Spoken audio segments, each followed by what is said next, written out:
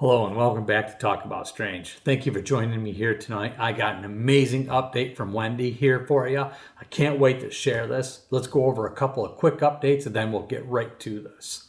I'm doing short videos. Can you believe it? I'm still trying to work out the details on that, but we're coming along pretty good and I've got some positive feedback. That's the whole idea, is to experiment here and learn, right? Keep an eye open for them. Let me know what you think about them, and I'll just keep working on it, and hopefully they'll get better as we go. We're doing really good with the channel. We were a few days ago, we hit 15,000 subscribers. We're now at over 15,500 subscribers. So how amazing is that? Thank you guys. I could not have done that without you guys. My phone's connected to this. I got to figure out how to disconnect that. I could not. It's not quiet. I could not have done that without you guys' help, without the subscribers, without the contributors, and all your positive feedback. I only started this 4 months ago, and I can't believe how much I've learned, and I've learned it because of you guys. This has been an amazing journey so far, and let's just keep it going. I can't wait to see how far it goes. I think this is going to be a big story. This is really big news, and we got a lot more to learn from here. So let's just get to the story. If you guys haven't stopped over to the store, check out the store. We're still selling some items on there, and we got a lot of new merchandise on there. We're working on putting hats and beanies up. Got a call for them, so check those out, and let's just keep going, right? All right, let's enjoy this ride. Let's have some fun. Let's learn and share knowledge and information on here, right? Okay. All right, so from Wendy, we have DNA. So let me read this. Hello again. I hope you and your family are all doing well. That includes your TAS family. Talk About Strange family. There we go. I have what I think is some very important news for you and your viewers. But first, from all of us, thank you so very much for all you have done and continue to do. You're welcome, and thank you. I just knew it was the right decision to reach out to you. We are all looking forward to our upcoming meeting with you this summer. Please don't forget to bring your hiking boots, laugh out loud. Yeah, don't worry, I won't. I'll bring them. Oh, I can't wait. Looking forward to that. Okay, Alaska, you guys. I'm gonna go to Alaska. That's gonna be cool. Okay, first update. Because of you and your channel, we have found 2 more women. This is awesome. With similar situations. One of the women is doing very well and needed nothing more than a support system and some answers. I have a very good feeling that she will be continuing to integrate into our expanding team. Awesome. That's good news. However, our other girl is in need of much, much more. She was fortunate enough to escape a very bad situation. Steve, I've never seen anything like this in my life. I don't know how she survived. I don't know how anyone would have survived her ordeal. She's as strong as anyone I've ever met. FYI, they have both agreed to share their stories with you when the time is right. Awesome. We'll be looking for that, right?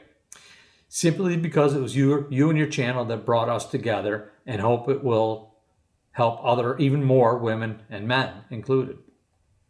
Yes, absolutely. For the second update, this relates to a lot of questions I continue to see in your comment section. I'd like to try and offer some information, but that might help answer some of these questions, along with some information that I wasn't planning on offering up for a while. One of the most commonly talked about questions is on DNA. There are, at this time, several valid DNA samples out there, I'm sure, most of which will never see the light of day, as we found out. They will mysteriously disappear. Up until now, virtually everything you hear about Bigfoot, Sasquatch, Yeti, skunk ape, etc., is all theory and speculation. Very few real facts have reached the surface for very good reason. I think you are all aware that this information is being kept from the public eye by governments around the world. And not just Bigfoot, Dogman, Mothman, Chupacabras, aliens, and several more, I personally know nothing about.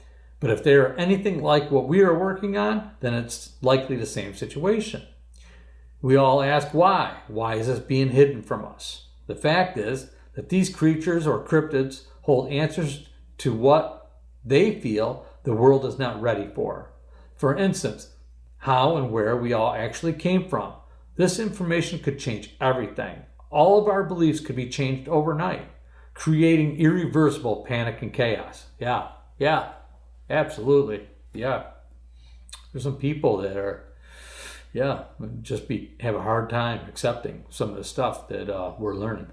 The second likely reason is preservation and protection. I had a conversation with an anonymous government official that admitted off record that almost everything out there we are looking for has been found. Some have been released. Some have been bagged and tagged and hidden so far underground they will never be found again. He said aliens are absolutely real and he has seen them with his own two eyes, along with several cryptids. I would tell you to ask him for yourself. However, he mysteriously disappeared as well, or decided that talking to me might be too dangerous, and so he ghosted me, so to speak. I don't know. Interesting. While we're not working with or affiliated with Dr. Ketchum, she is one of the most courageous amongst us all. She has literally put everything on the line in order to bring us all truth. Truth that I have been aware of for a very long time. However, that has not always served her well. Several powers have gone through great lengths to keep her quiet. We all admire what she has done and is doing, but we have chosen to take a more discreet path with the same goal in mind for obvious reasons. Yeah. Shortly after we returned from our last trip, we got some much needed rest and regrouped, then decided to return to the same site for observation and maybe, God willing, more communication. As much as she wanted to go, Amarik did not join us this time. She was quite exhausted from the last trip and not feeling well. We continued with her blessing, though I admit these trips are becoming a bit much for me as well. Our intention was to be there for 3 to 5 days, depending on communication and safety. I'd like to clarify something that is asked in the comments about pictures and videos. We do not carry any sort of video recording equipment. In fact, we don't even bring our personal phones. We do, however, bring encrypted satellite phones. The reason is because we are not out there for a photo shoot. There are just too many pictures already floating around out there, and it is too easy to create fake photos and videos. More importantly, we found out that somehow they know if you're trying to record them and will stay hidden. That is why most people run into them accidentally, neither one expecting it. That's interesting, and I've heard that. You're talking about apex. I want to call them apex predators, but not really. I don't know if that's what you'd call them, but their senses, their skills, their entire life has been based around staying hidden. So I'm sure that they can sense when they're being looked for. We arrived in the evening and set up camp. The first night was quiet. In the morning, Claire and I sat out in the open area Amarik told you about in her message. Aside from watching some absolutely beautiful wildlife passing through, it was very quiet. I kind of wished I'd had a camera for those moments. Yeah. The night was not so quiet, to say the least. Like before, the woods came alive, but in a big way. Around 12:30 a.m., all hell broke loose. There was a lot of very loud howling, along with some sort of strange clicking noises like I've never heard before. They shook the trees and even broke some of them. I wasn't sure if they were throwing stuff at the tents or if it was just debris falling from the trees.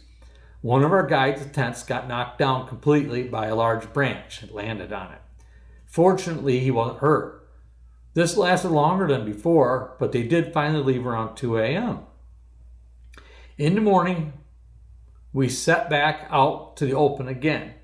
Only this time Claire sat alone and I stayed in the tree line. Around 9:30 a.m., Amarik's son showed up. He didn't approach Claire, but she knew he was there and asked him to come out. They visited for a while, and then he told her that I could come out of the woods. He knew I was there the whole time. Claire and I explained to him that we didn't mean him any harm and explained why we needed to learn as much as we can in order to help protect them. We asked him to please explain this to his leader. He explained to us that he has to be very careful because if they feel that he is becoming a threat to them, he will be shunned from the group or worse. But he will try. Turns out he's very upset at first that his mother wasn't there. Claire explained to him that the trip was very difficult for her and that we will do everything we can to help her come back out soon. I thought this might have something to do with the tension of the welcoming party the night before. I asked him if he knew who Claire's father was, if Claire is his sister, because he called Claire family the last time we were here. He said no. His leader is Claire's father, and the other leader is his leader's brother. Ah, that's interesting. I have to admit, when I heard this, there were so many thoughts going through my head, I got dizzy and nearly passed out. I couldn't believe that after all these years, I was this close to him. A part of me was terrified that he might try it again. But deep down, for some reason, I felt completely safe. Somehow Claire stayed very clear-headed about it, but told me later that she had a rush of unexplainable emotions run through her. She spent a good amount of time talking and learning about them. The biggest thing we continue to learn is how well they keep secrets.